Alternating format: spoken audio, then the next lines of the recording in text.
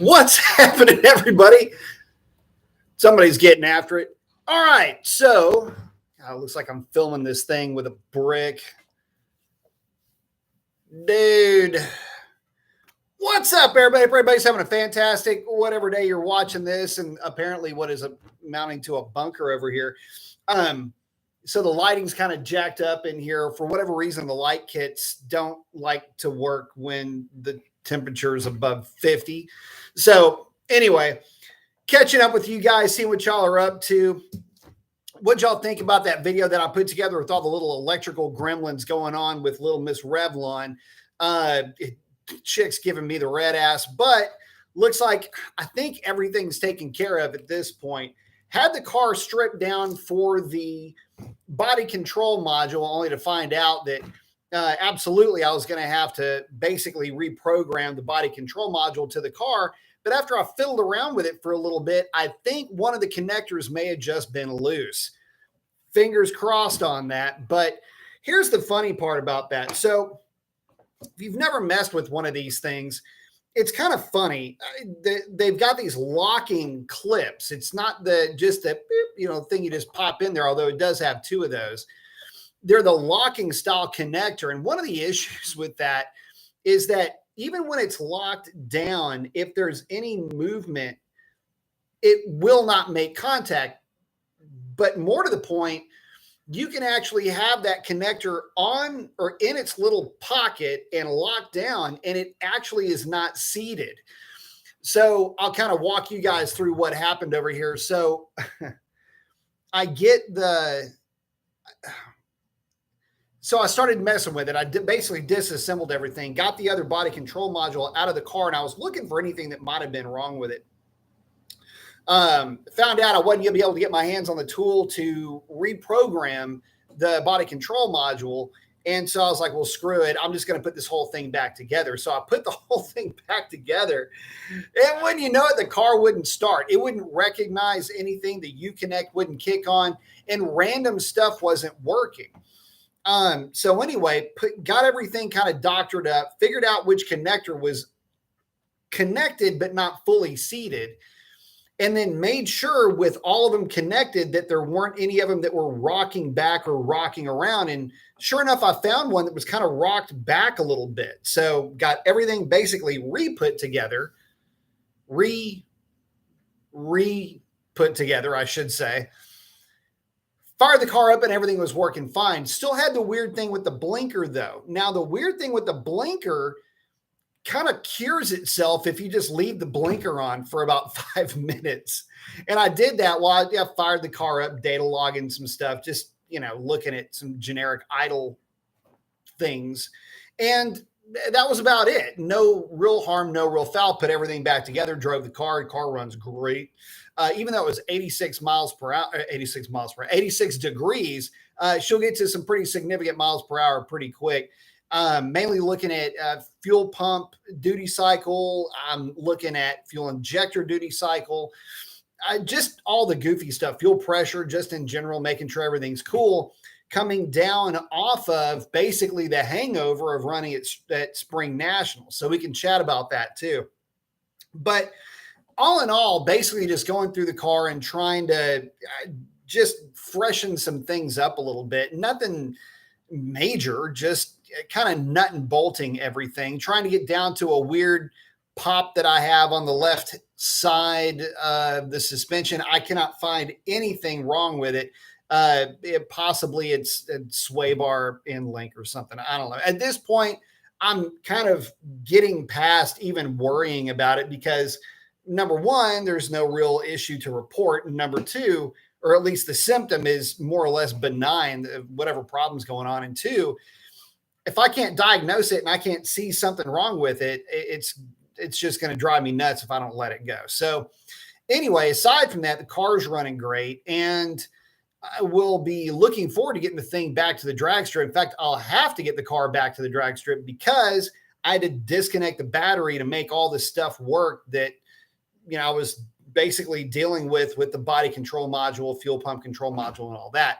So when you disconnect the battery, you're resetting adaptives, which means that all of your predictive shift algorithms revert back to stock, and it will always short shift the 1-2 shift the first time down the drag strip. After that, it's usually pretty good. Problem is, I have to have a drag strip to command a 1-2 shift under high load at wide open throttle at the higher RPM. So drag strip to the rescue, right? It'll usually work itself out even if I don't have access to a drag strip. But the reality is that if I want the thing from a dig on the street, it's just going to spin the tires. I've got to have a prepared surface. So anyway, that's what I'm going to be up to. Outside of that, anybody know of any Dodge news, any Mopar news that doesn't surround itself with rebranding or rebadging Maseratis or whatever into Dodge cars? What is that thing? The Hornet is a rebranded Maser something or who cares?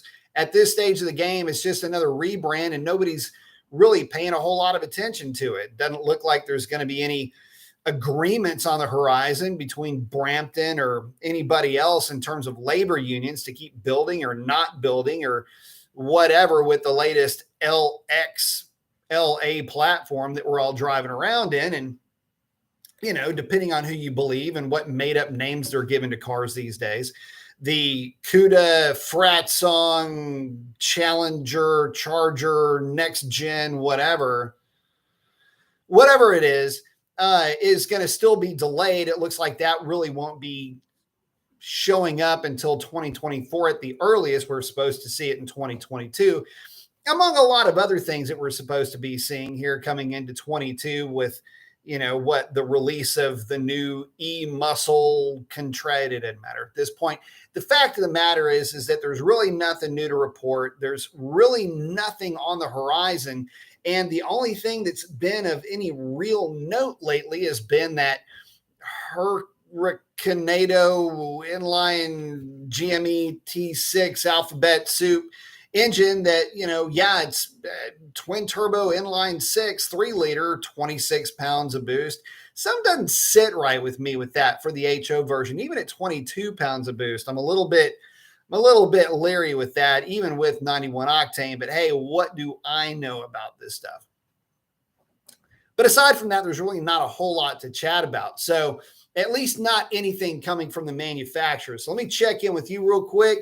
X is in. What's up? Got the flex. I like it. Classic Cruiser is in. Nitro is in. Good to see you guys. Slime Cuda, what's up, buddy? Eric Taylor saying, "You, Professor B." Got the flex, the ball, got the shades. Don't have my shades over here, though. That's bad on me. Got some safety glasses. Got my reading glasses. How about that? Ow. There we go. Freddie Bryant is in. Dan's in saying, "What up, Professor? What up, man?" Owen is in. Good evening from Canada. What's up, Canada? I like it. Slime saying, "Electrical gremlins are the worst." Yeah. I tell you what, the funny thing about it, though, is that I've been able to source them down, track them down, and get them knocked out. But it's stuff that's going wrong with the car, stuff that has gone wrong with the car. Should be some solid state stuff that just doesn't go bad. I mean, A9L would like to argue with you in terms of how long a computer can last. And the reality is that my car just kind of sits in the garage and doesn't do anything. It doesn't have a whole lot of miles on it. And it's not like these components are being exposed to extreme temperature swings or anything like that. So I don't know. First generation Hellcat problems. I will tell you, the fuel pump, the latest iteration of the fuel pump is better than what I had in the car before. Even when the car didn't have hardly any miles on it, when I bought it as a used car at a Cadillac dealership, the newer pumps are, from a data point of view, at least from what I've seen, better than mine anyway. Bruce saying, "Father Mopar, good evening from Fort Worth." What up, Bruce? Fort Worth, home of one of my favorite bands ever. Let's see. Quaker City Nighthawks, by the way. Guitar Man is in from Indiana. Nice. Ferguson saying, "It's been a minute. What's cooking, beat? Man, all kinds of stuff. Got to run at the Spring Nationals. Lots of cool stuff going on there. So DM is in again. Got the ball guy with the flexing. I like it. Fastman said, wasn't there an AMC Hornet? There was.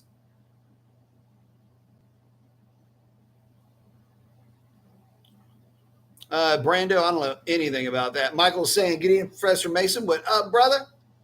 Superior Fit is in. I like it. Got that flex. Let's see. Class Crew saying, is it still known as FCA Group? No, still known is now known as Stellantis. Stellantis. So, but it's Stellantis, but they own FCA. So technically, I guess you could say FCA, but FCA was anyway, there's all kinds of craziness going on. I don't even know anymore. At this stage of the game, like I say, it's alphabet soup.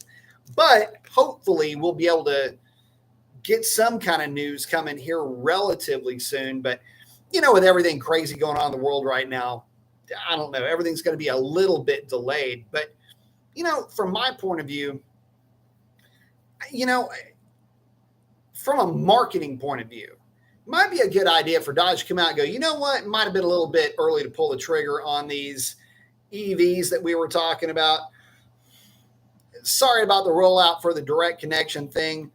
The what was it? The 2 years of whatever, the little door things. It's like, what are those things called? Remember when you were a kid and, Christmas is right around the corner and I don't know, your grandmother or whatever auntie would put that thing up on the wall and you had to open the little door and there'd be like a peanut or a raisin or some other gross ass thing that's probably been in there for 5 years. Like, oh, you get to have your little treat there, bubs. And it's like, okay, really, that's great. Okay. So anyway, it's a mint, like one of those Luden's cough drops is in that bitch. Anyway, y'all know what I'm talking about. That's what I'm getting out of this, whatever days of Mopar, 2 years of shame. I don't really know what to call it, but they're not producing anything. Nothing cool is coming out of what we're seeing, and again, it's a lot of fluff, man. This whole Mopar thing is starting to kind of get a weird tilt for me. And not that it has nothing to do with the cars. By the way, I want to talk about what car prices look like these days, but it doesn't really have anything to do with the cars themselves. It's just the marketing that's behind them and some of I'll put it like this. When you do race at a national event and you have a Dodge and you're racing another Dodge, people automatically assume that you work for Dodge. I don't. And so I was fielding a lot of Dodge questions while I was at the Nationals, a whole lot. Both Chris and myself were. And it was funny the biggest question everybody had was, how much longer are we going to have internal combustion engines? And my response is till the end of time, man. I mean, I don't know, you'll find them in a museum too. I don't know. But that was one of the stranger things, is that a lot of folks were worried about the internal combustion engine going away. And then they would worry about the V8. To me, it'd be good the other way around. We got to keep the V8 no matter what. I mean, even if internal combustion goes away, we got to have a V8, right? It's Dodge. And I'm going, amen, brother. I don't know.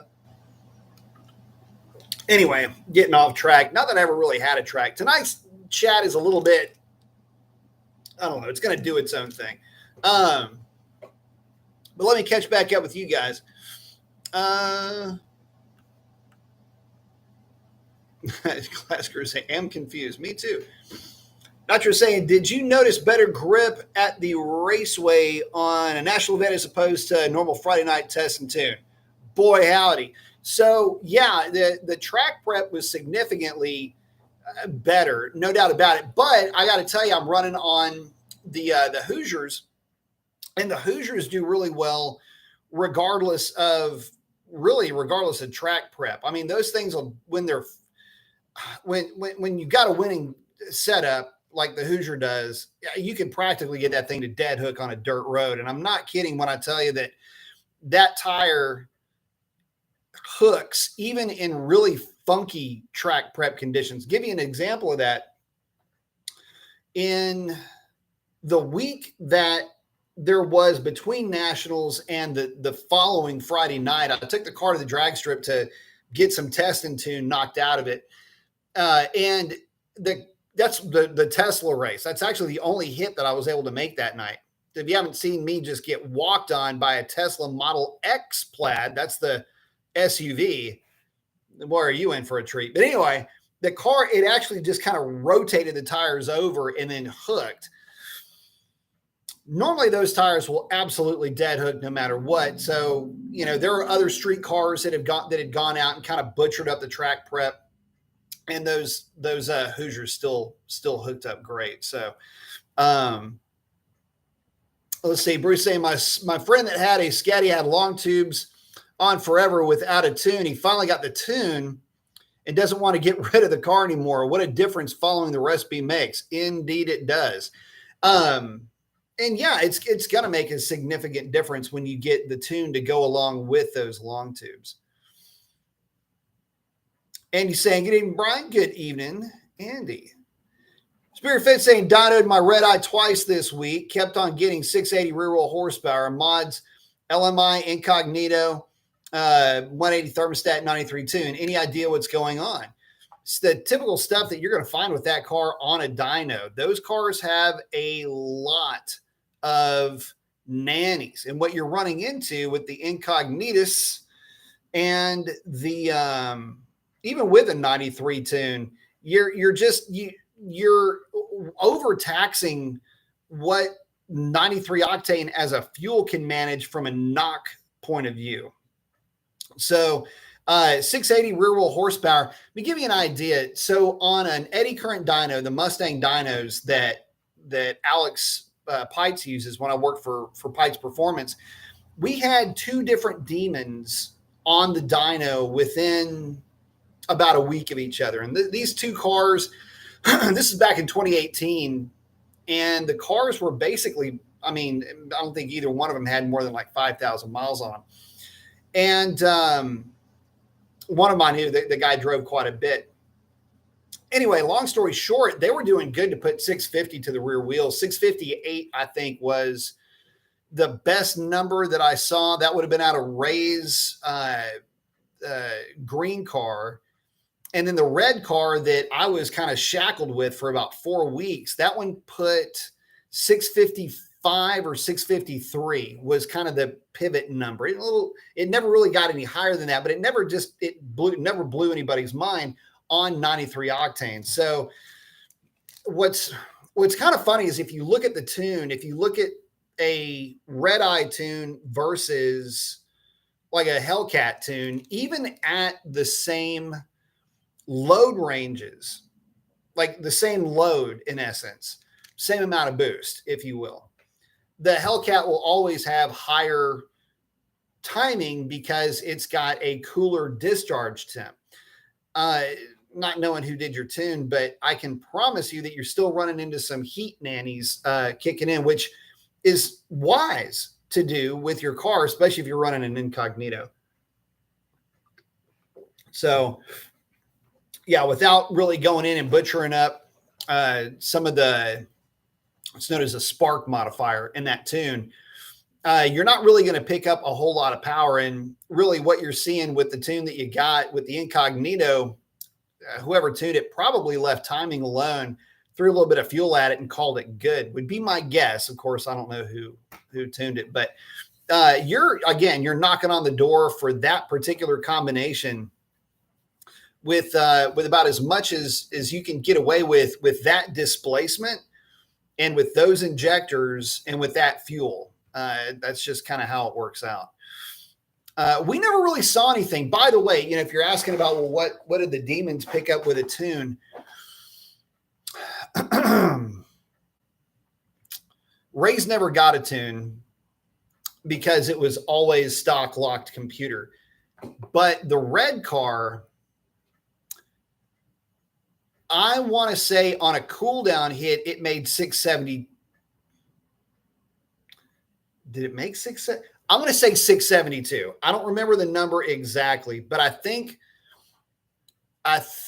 we were able to get just the other side of 670 horsepower out of it on a cool down hit And I think at like 185 degrees, don't get me to lying here, but I think at about 185 degrees, it might have been like a 668.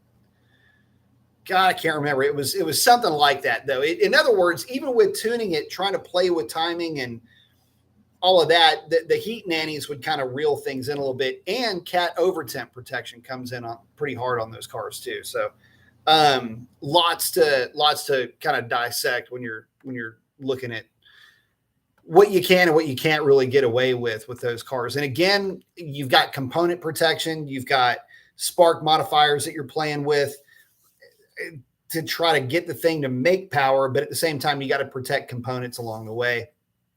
And again, you're running 93 octane. Hey, Superstock say, get in from Maple Grove, Minnesota, watching your live chat on break. I like it. Thank you, brother. X is saying, what up, Professor B? Got the flex. X saying, I got some 275s to put on my Challenger, and I am so excited to get rid of those small ass 245s. For sure, my man. Absolutely. Marco's asking, not watching boxing or UFC, so I'll catch some of the highlights. I actually am just getting in from the gym. I am rehabbing a right shoulder that I'm surprised it didn't clack instead of click.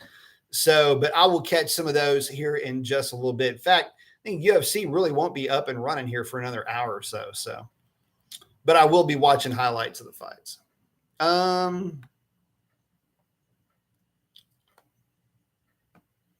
Carzilla's asking, what kinds of horsepower gains will long tube headers get on a 392? 0. You actually might lose a little bit of horsepower just with how long tube headers work on a car with very wide lobe separation angle and presumably catalytic converters that are taking up space in what would be a header collector right after the collector, really what would be, a collector extension. Let me get my words right.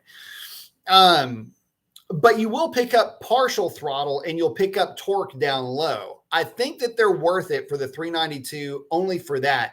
And if you pick up any horsepower, it'll be because you have tuned the car to go along with the long tubes. The horsepower comes from the tune, not from the long tubes themselves. The torque and the partial throttle tip-in throttle response will come from the long tubes down low in the RPM range. We're talking off idle through like 4,500 RPM.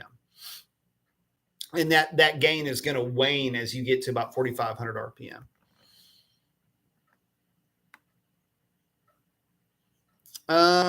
Let's see.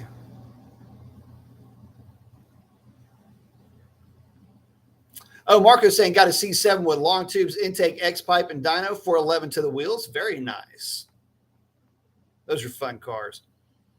Oh, Superior saying, everyone tells me I should get 720 stock. Tim did the tune.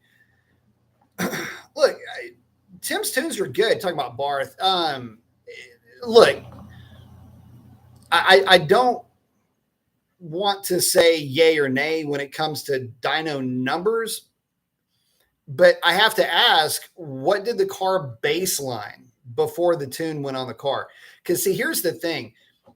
Being around dynos for my entire adult life, I can tell you which dynos are typically, what's the right word I'm looking for? Consistent would be the right word, but it's like there's levels of consistency. And the Mustang dyno that is at Pites, one of the issues with those dynos is that if you've got a weather station that's fritzed out a little bit, or in this case, barometric pressure sensor, I became a pseudo expert in dyno weather station repair at one point. And anyway, long story short, that will screw up numbers bigger than anything. So if you have a before and an after, that's important. And you want to see what the correction factor is on your before runs for your SAE correction versus your correction factor on your post-mod, post-tune, or whatever factor. The correction factor plays a huge part in really screwing with your head as far as what the car makes. My question is, does the car run better? Does it feel better? chances are it's making more power, and it's making proper power, like 720-ish to the rear wheels. With the extra pulley that you have, and again, not knowing everything that Tim did with this tune, but with the extra pulley that you have, again, we got to take a look at what the correction factor is, what your actual physical elevation is, what was the DA. There's a lot that goes into this, but chances are the car is making around 720. But in my experience, I've seen cars not pick up much of anything on the dyno. Could have been how the dyno is reading. Perfect example of that is Chandelier. Didn't really pick up anything, and the car is almost a full second faster in the quarter mile. It's just a function of the fact that not all dynos read the same all the time. So again, my question is, does the car run better? Does it feel better? You're probably making the power that you think you are. Shalandra, perfect example of this, was the lowest, consistently was the lowest power to the rear wheels of any tune-only stock cam 392 that either I messed with or that Alex messed with. And that car was weight corrected, one of the quickest in the nation. And it was the lowest power to the rear wheel. So anyway, go figure. And Ray's car, by the way, at only 656, 658 horsepower to the rear wheels, was the reigning as delivered Demon champ for at least a year that I'm aware of. And on the Nittos, it went a 970. So, let's see. Dan saying, I've got a 20 Ram 1500 5.7 want to do headers. I can't do long tubes because of emissions. Are shorties worth it? Yeah, anything is better than that log manifold. But you will need a tune for it. And I mean, big time. The other reason why, guys, by the way, for guys that put long tube headers on a car and don't put a tune on it, your knock sensors are raving when that car is even at partial throttle. It will piss off your knock sensors because you have tubes literally going right by the knock sensors. And every time a piston, anytime the exhaust valve opens and that thing cracks through that pipe that's only like that thin, it's going to trigger the knock sensor. It's going to freak out the knock sensor, and it can make the car think that it's got knocked that it doesn't. So it's not uncommon to see knock sensor voltage go from like what would normally be like 1.5 volts on a particular cylinder at a particular load, go to 3.5 volts, 4 volts, and it's yanking all this timing out of the car. So the tune, if nothing else, has to be able to get your delay rate sorted out so that because the engine knows that there's a certain amount of time after the spark plug fires to when it should see a pulse going across that first oxygen sensor, and it knows RPM, all that. There's a time delay, and it knows it. If it's not there, it'll kind of skits out a little bit. But the main thing is the knock sensors. If you don't get the knock sensors adjusted to manage what's going on with those long tubes or the shorties, you're in for a mess. And the trucks are bad enough because the trucks have got so much racket going on in there. They piss off their own knock sensors just cruising down the road.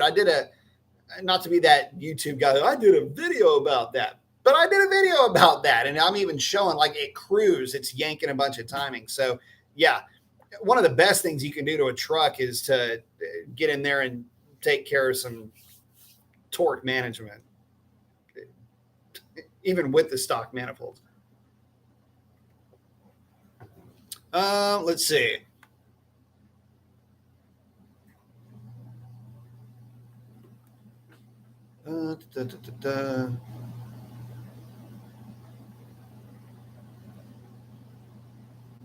Oh, Spears saying he's going to take a look at it again on Tuesday. Oh, absolutely. Yeah, check it out. Again, make sure that the dyno is accurate that you're on, and always get a baseline beforehand and take a look at those correction factors. Those, just doing that, just looking at the correction factors can be enlightening for sure. Nitro's asking, on a dyno, what difference did we see in horsepower numbers between an M6 and an A8 Hellcat? Even on pulleyed cars, we didn't see more than maybe 4 or 5 numbers. And that's a little bit of a stretch. We just didn't see much of a difference between the two. A lot of guys will say, the manual, put down more because it's less parasitic loss. And I mean, I never, let me think about this for a minute. I'll probably dynoed. I'll put it to you like this. I've dynoed stock, I'd say at least 8 manual Hellcat, obviously Challengers. None of them on that dyno. So let me give you an example. On that dyno, a healthy Hellcat with an automatic would make 585 to the rear wheels. 595, a little bit more rare, and any one of it that made 600 was really rare. There was only a couple of cars that made 600. None of the manual cars made any more than that window, like that 575 to 595. And really the 575 were outliers. I think only had really, I should actually kind of kick that one out because I think only had one. Everybody else was 580 to 590. And again, a real healthy one would put down 595. So none of the manual cars broke out of that window. I can assure you of that.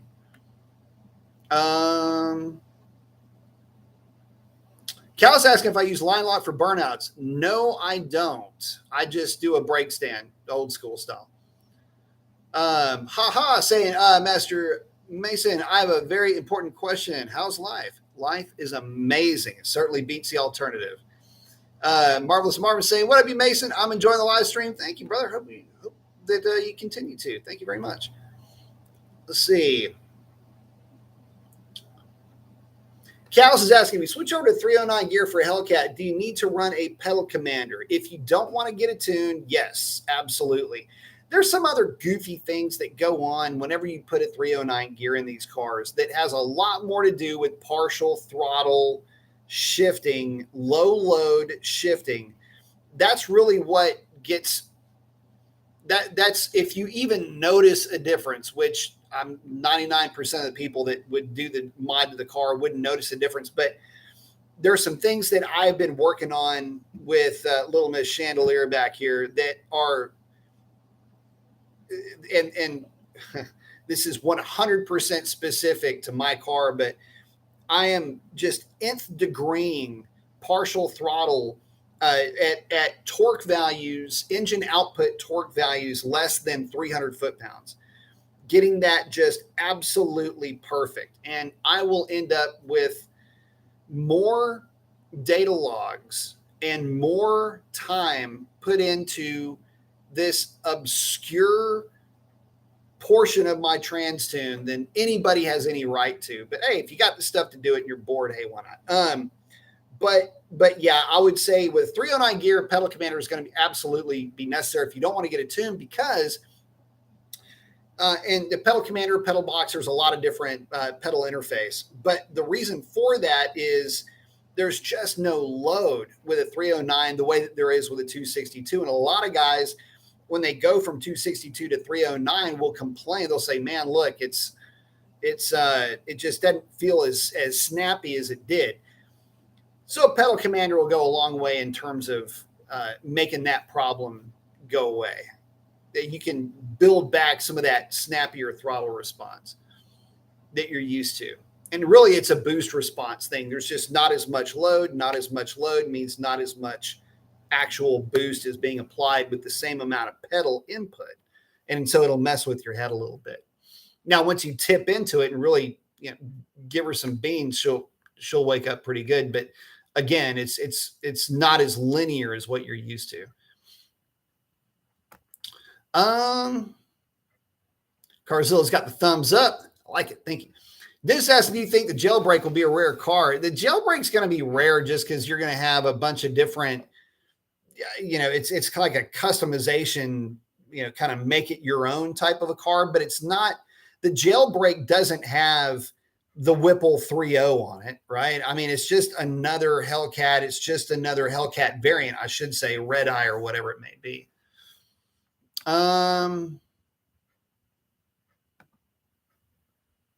X is asking, do you think Chevrolet destroyed their Corvette platform due to the astronomical prices for the cars?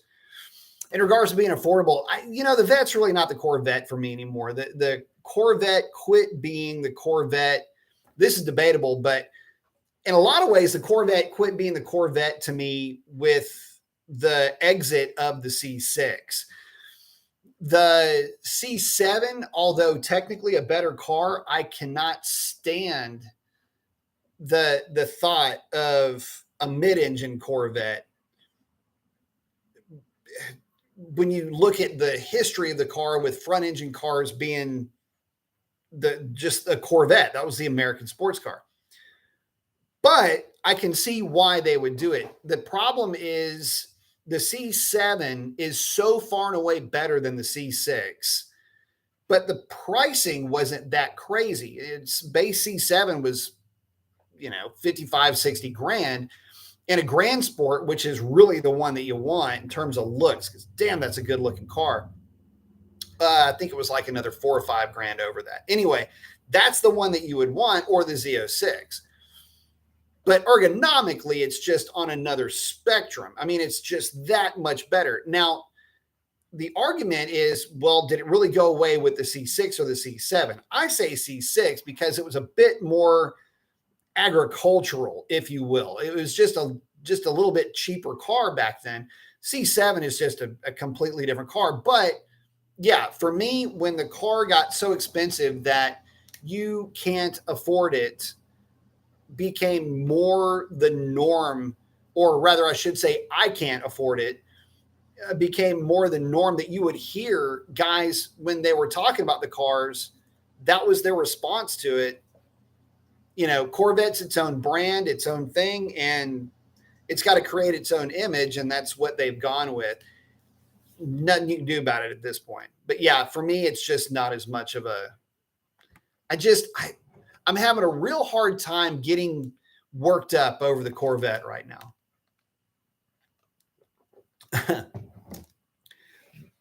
BM saying the jailbreak's not exactly what I was just saying. The jailbreak's not a thing. It's the ability to put oddball options together. If anything, if you did it right, then sure, the car will be rare because it's a color combo that nobody wants or would want to have.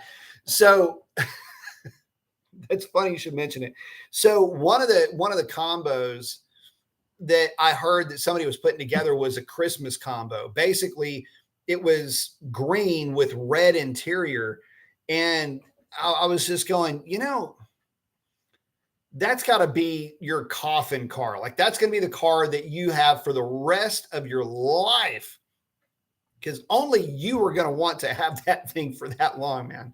Anyway, that's exactly my point. It's just, I guess if you're into like just whittling something down to its fabric fiber of, okay, well, there was, how many Redline red cars were there that had suede interior with red seat belts? And like, I don't know, but probably a lot, because it's a cool look. Well, in this case, it's a little bit different. So I agree with him 100%, which is very true. Let's see.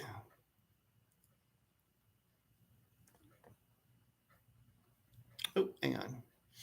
Bruce asking if you had complete creative control of Stellantis, but the starting off point was where they are right now, what would you change? Well, what I would do is I wouldn't bend to the prevailing winds of the policies and the politics of today. It's not an economically viable thing to do. In my opinion. I mean, I would carry the LX platform. I would run something in concert with it that was EV based. But it would be a performance EV to go out there and wreck shop on these fools that are out there running nutty numbers with EVs. I like EVs. I don't like EVs because they're great for the environment. I like EVs because I have a solid understanding of how electric motors work and how to hot rod electric motors to make them go really fast. To me, it's just another power plant. It's no different than an inline six turbo V8 with a supercharger, NA V8, high winding V6. Doesn't matter to me. So in that respect, I would probably work something in concert. The other thing that I would do is give people what they're wanting with these cars. I mean, there's a reason why Challenger is outselling everybody the way that it is. It's just a really good car that people really want. And I would legacy the LX platforms. It's a big car. People like big cars. They like big power. I would figure out a way to have a 426 as an option, mainly to be a nod to the tradition that they seem to hang their hats on with such fervor, that tradition and history and it's all you hear. I mean, like you're choking on it almost.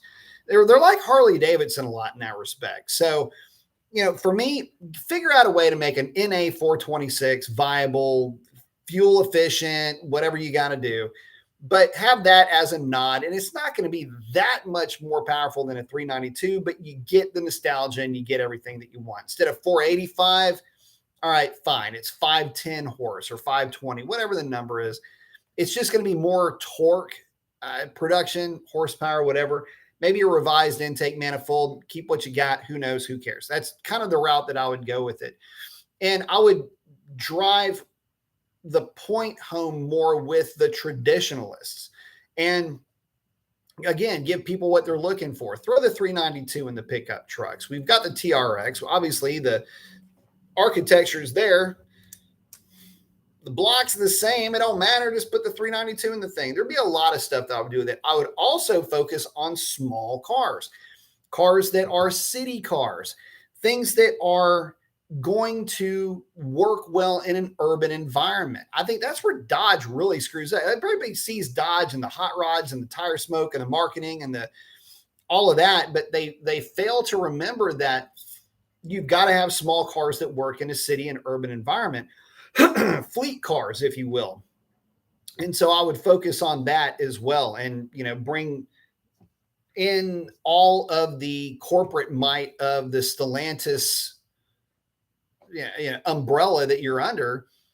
Have something that is affordable, have something that people can get behind, put a crazy warranty on the thing, make the car last a long time. Not one of these, things that just seems to fall apart. Hyundai and Kia have been doing this for a while and built a great business around it. So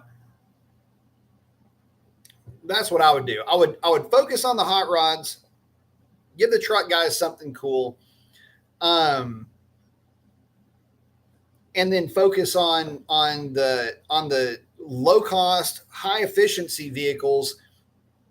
Make them fun as hell to drive, though, and give that to folks so that you have to basically cover all bases with that.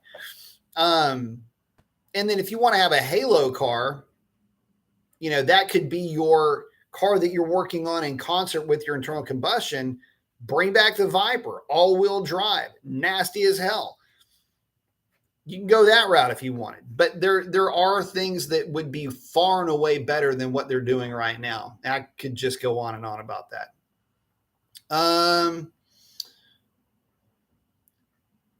Jay's asking, currently cat delete, no tune. I have a set of Hellcat injectors and intake on standby. Any suggestions for effectively getting power out of an NA392? Well, outside of a tune, long tubes, you could go with the Hellcat injectors and do an E85 tune if you wanted to. I don't know that it'd be worth it for you. That's about, there's really not a lot you can do. Port the intake manifold, maybe. 84 millimeter Fastman throttle body. Definitely good in to go along with that ported manifold. The problem though is that everything that you'll do to that 392 that is not a camshaft swap, by the way, that's big money, is going to be a supporting mod. It's not going to be, there's nothing that you're going to do to that car that you're just going to pick up gobs of power. A tune, long tubes. The long tubes will get you plenty of grunt down low. The tune will help carry power up top to the tune of maybe 15 odd horsepower. And the transmission tune is where you'll get most of your actual performance gains from.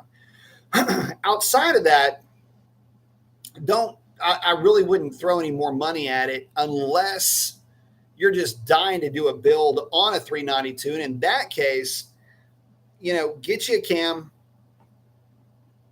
Obviously, at this point, you need somebody that can speak Mopar fluently. But get you a cam, put something together that's going to be a lot of fun to drive, a little bit of noise to it. You'll have to have the long tubes for that thing anyway, and just let her rip at that point. Now, the other end of that conversation is what's your budget? Because if you've got some coins sitting around, take the 392, do the minor stuff that what we're talking about now, but throw a Pro Charger on the thing. Hang that thing at about 7 pounds of boost. You'll pick up about 100 horsepower to the rear wheels, which is about double what you'll get with a cam, but you're going to spin double on the supercharger. If the guy that's tuning it speaks fluent Mopar, then you're not going to have any issues with it. And if you don't take it to the track, you won't have to worry about, anything other than putting tires on it. So lots of different ways to go with that.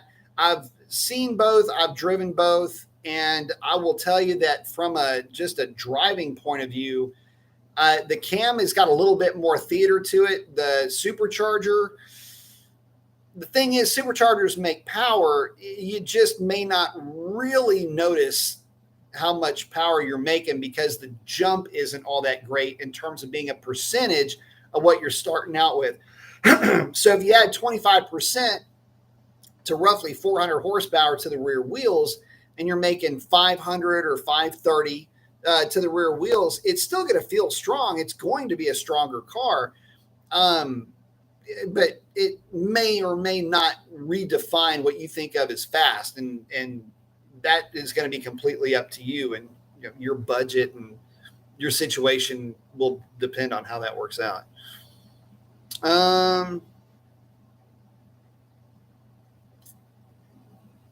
What is that? The Betas, what does that say? Asking, what were the torque numbers for the Hellcat? 650 torque.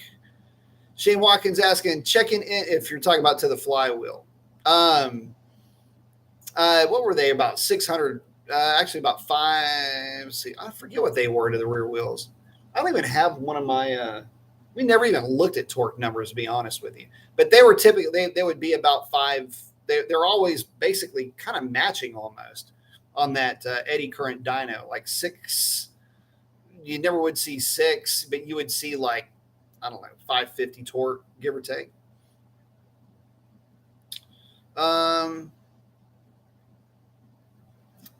The Bravo packages would almost always match torque and horsepower. Close to it. It'd be a closer when you started pulling them.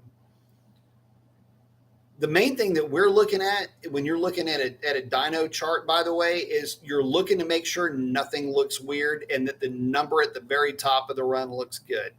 Everything looks good there, and the charts look how they're supposed to.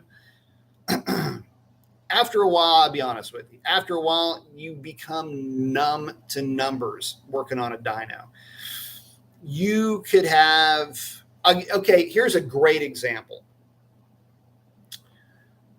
The 392s would make like 400 and call it 400 horsepower, and they would make somewhere around, I don't know, even if they're 400 pound-feet of torque, which was usually about right, 410, 415 sometimes. Depends on the car, depends on the year. The power steering cars, the hydraulic power steering cars usually be a little bit lower. The funny thing about that is if you look at that curve, And then you look at a curve that we did on a 426 with one of my cams in it with a Whipple, a 4.5 Whipple, and you ran the two back to back on the dyno. This was so funny. The curves were identical. That car, when it was sorted out, had the power curve of a big, really well sorted out, naturally aspirated car. And none of us were paying attention to how much power did it make. It's like, did the curve look good? Did fuel look good? What was it? We're looking at everything but the number. And then it's, oh yeah, made like 960 or 980 to the rear wheels. And we're going, oh, okay, that did pretty good.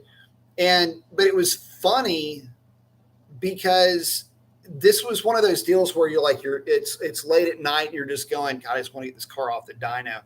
And you look at it, everything looks great. And I looked at it and went, holy shit, it's got a 392 power curve. So, or chart, the chart layout was just identical to it. So anyway, fun fact, when you're around this stuff for that amount of time, you're only looking to make sure everything is healthy on the chart. And you want to make sure that there's nothing glaring. In other words, if, like say you saw a really high torque number, or you saw like a glitch, what you would consider to be like a bubble or a whelp in the dyno curve, that could very easily be anything under the sun. And so those are the goofy little things that you're looking at, or a dip. Usually dip is wheel spin though. Let's see. Shane's checking in from Barry, Alabama. Happy Mother's Day out there to all you moms. That's right, guys. Don't forget, tomorrow's Mother's Day. Natro's asking, is it worth wrapping headers to lower underhood temps? And does it increase exhaust velocity, or is it a myth? It's a myth. But it's a myth, but it's not necessarily 100% a myth. Is it worth it? I'm not a big fan of wrapping headers. The reason why I'm not a big fan of wrapping headers is because it really doesn't reduce the underhood temps the way that you might think. Unless you've got just a really tight engine compartment. And then in that case, it's worth it to wrap the headers, but you need to do it the right way. And you need, obviously you're going to be using your rock wool type wrap. It's a mess. Make sure you soak that stuff before you mess with it. That fiber gets all over the place. It's a nightmare. It makes rolling around in fiberglass seem like a good idea. But yeah, wrapping them, again, it can help if you've got stuff that's close proximity to those headers. But if you've got stuff that's in close proximity to the headers, you may not have enough room to wrap the things to begin with. So it's kind of a bit of a catch-22. I've never seen them pick up any power because of it, ever. And in terms of underhood temps, again, like I say, you don't pick up, I'll put it like this. We never noticed any difference with cars with long tube headers. Even you talk ceramic coating and all of that. Again, I just kind of go, okay.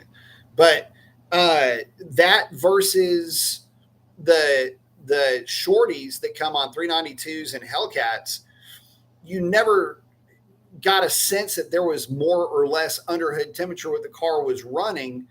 And, you know, the car's running and we're kind of looking around and we're in the engine compartment.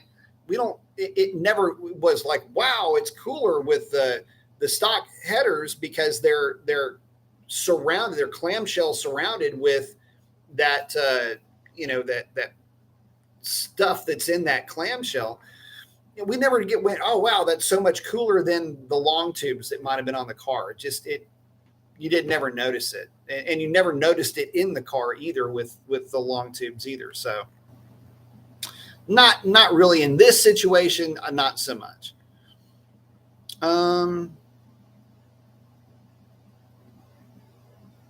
Just going to say, I like Tesla.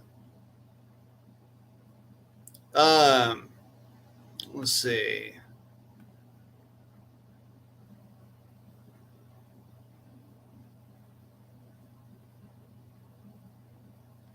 Bear with me here just a second. Callis is asking, do you think direct connection is too late to the party since anything aftermarket is available anyways?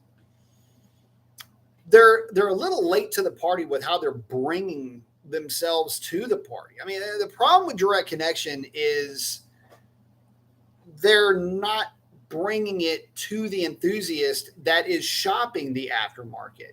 Direct connection is kind of funny. Direct connection seems like they're marketing it as an add-on at the dealership more than a direct marketing to guys like you and me, for example.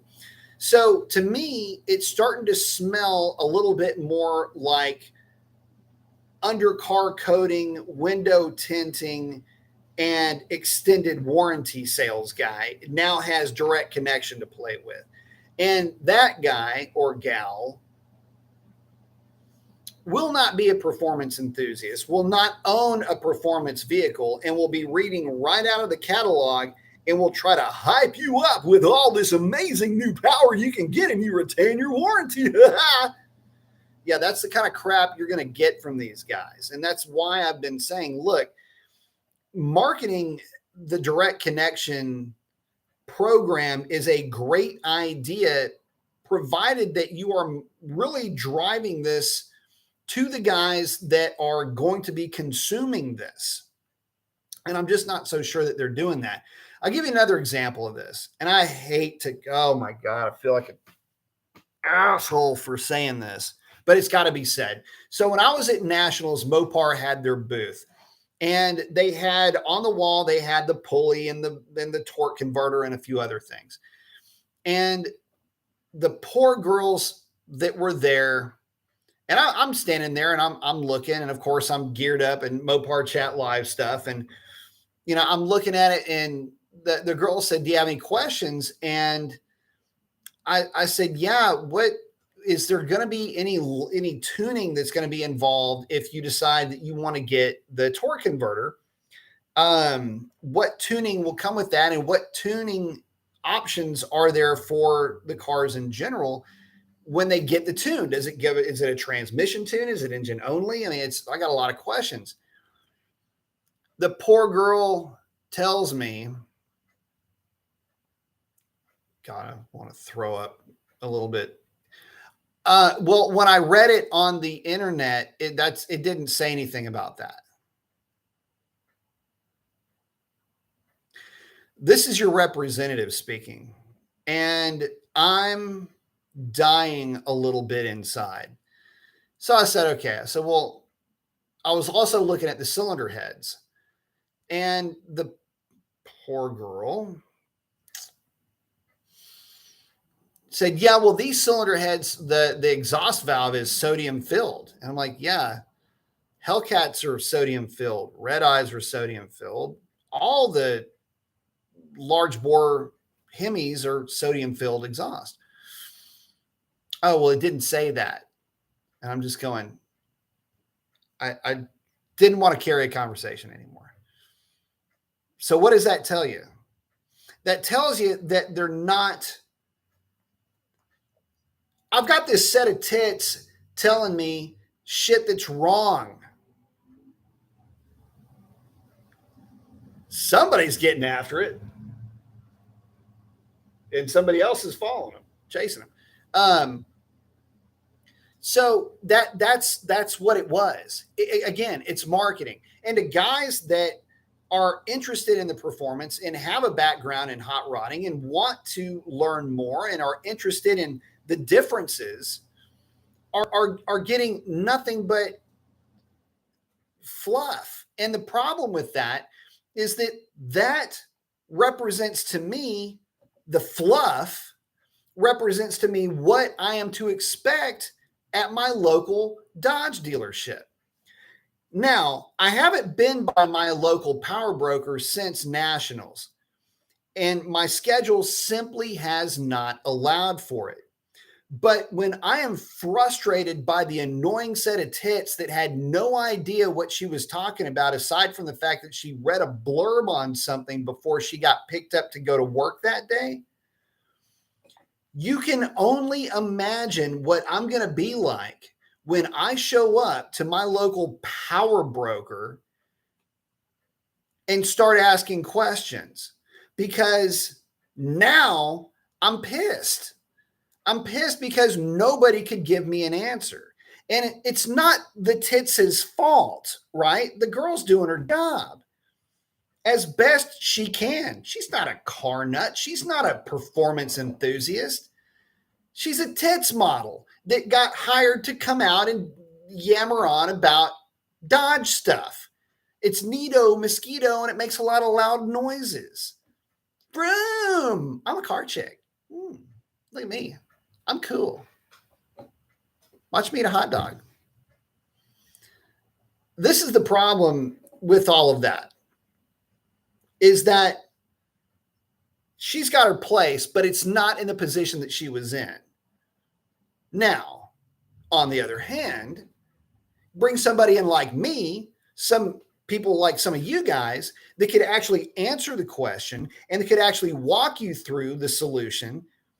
That means a whole lot more, not a talking head, because the hype don't get you down the drag strip.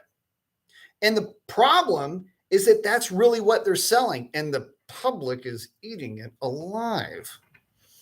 There's too many misconceptions also when it comes to Dodge, but we can talk about that later. I'm just talking about the situation that I experienced personally, and it was frustrating. So anyway, skipped out of there, went back to the car and got it ready for the run that we had. That was on Saturday. And so we got the car ready for the pass that we made on Saturday. Let's see.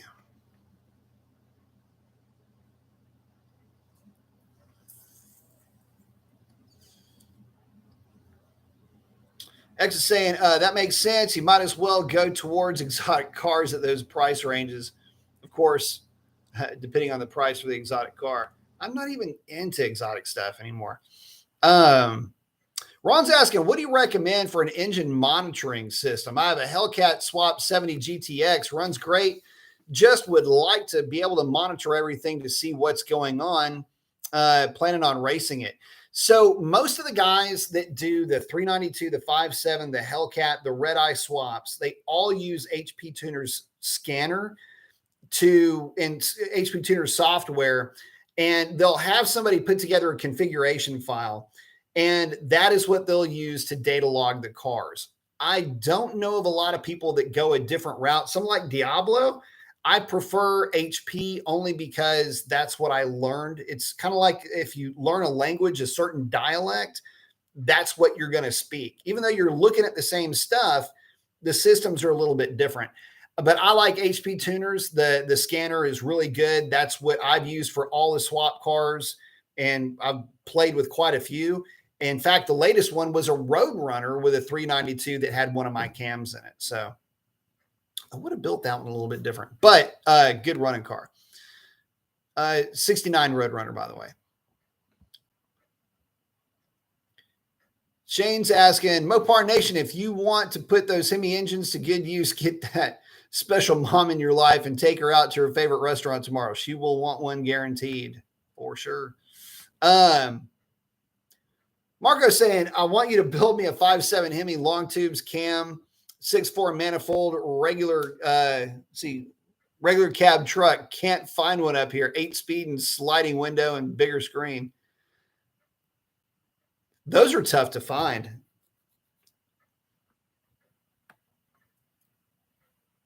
But the 6.4 manifold thing's just a bolt on. There's nothing to it. And from there, it's just tune stuff. Who's really good with that is Hemi Fevers, works for Moe's and does a really good job. Hey, Dad saying, does B even have a mom? Yes, he does. And we'll be hanging out with her tomorrow. Let's see. The B saying, thank you, B Mason. Thank you. By the way, of all the Hemi manifolds that are out there, I think the 6.4 truck manifold flows the best. Mark saying,